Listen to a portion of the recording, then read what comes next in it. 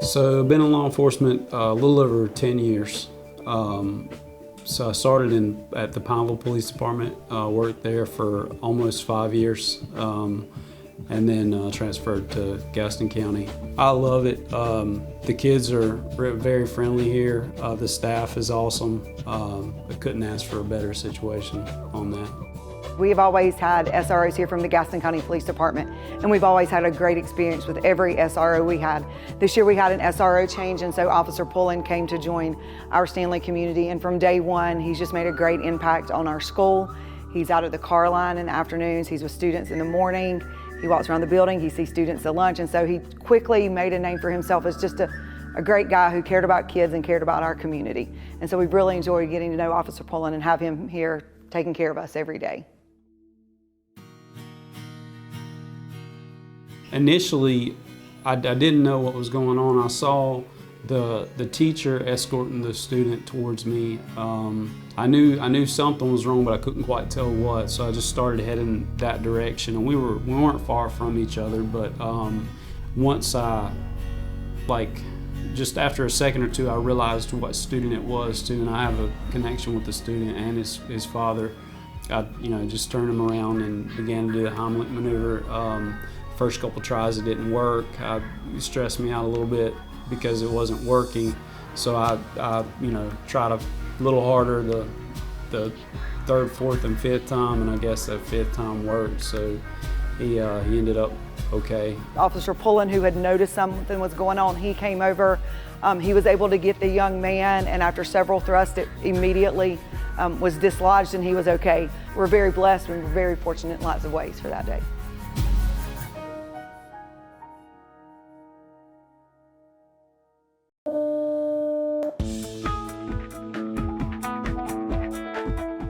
On the road, everything's kind of black and white. It's, you break the law, you do this. You break the law, you go here. Here it's learning how to navigate with the juveniles, and honestly, it's really learning how to talk to the kids. That's the big part for me. Is a lot of kids, they have their own story to tell, and they just want somebody to listen. I call them my kids. I got 4 or 5 of them that have graduated already.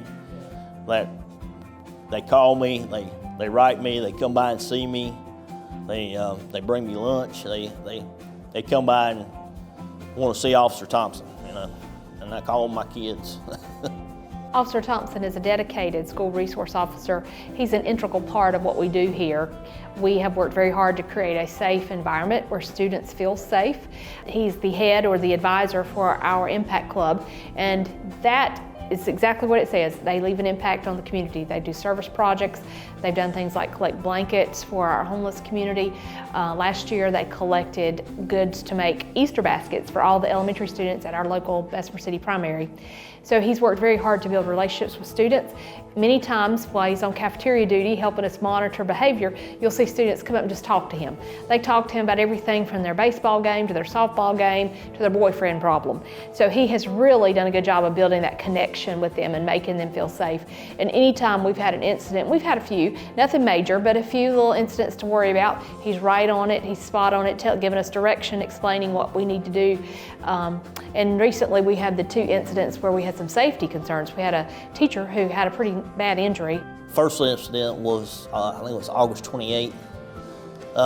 The athletic director here, he teaches a turf management class, and somehow he got wedged between the lawnmowers, and it lacerated the inside of his left leg, and he got on the radio.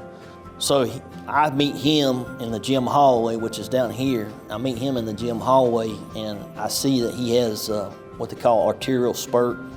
So I kind of have him set down so I can assess the wound, and I can kind of see bone. So at that point, I just kind of reached in and grabbed the artery and kind of grabbed the artery and pinched it.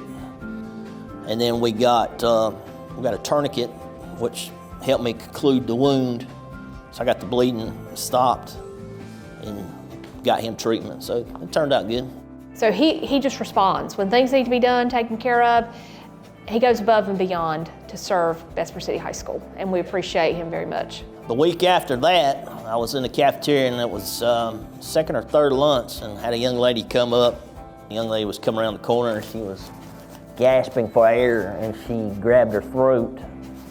And as she was grabbing her throat, she wasn't responsive, so we got to the point where I grabbed a hold of her, and I did the Heimlich, and it took 2 to 3 thrusts, and about after the third thrust, I could feel her, gather her air back, and then we moved her to the school nurse, so it worked out good.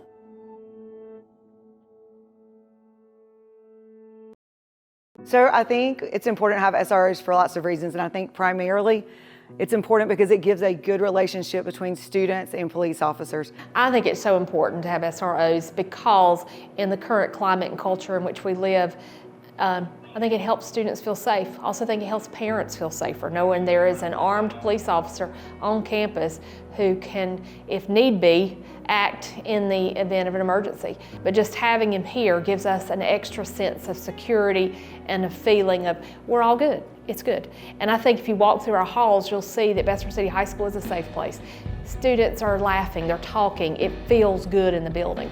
And part of that, what I call climate, is a direct result of having an SRO that they trust. Over a period of time, you start learning them, interacting with them, and just it's nice to build friendships with them. They start feeling comfortable to come to you and talk to you about all kinds of stuff.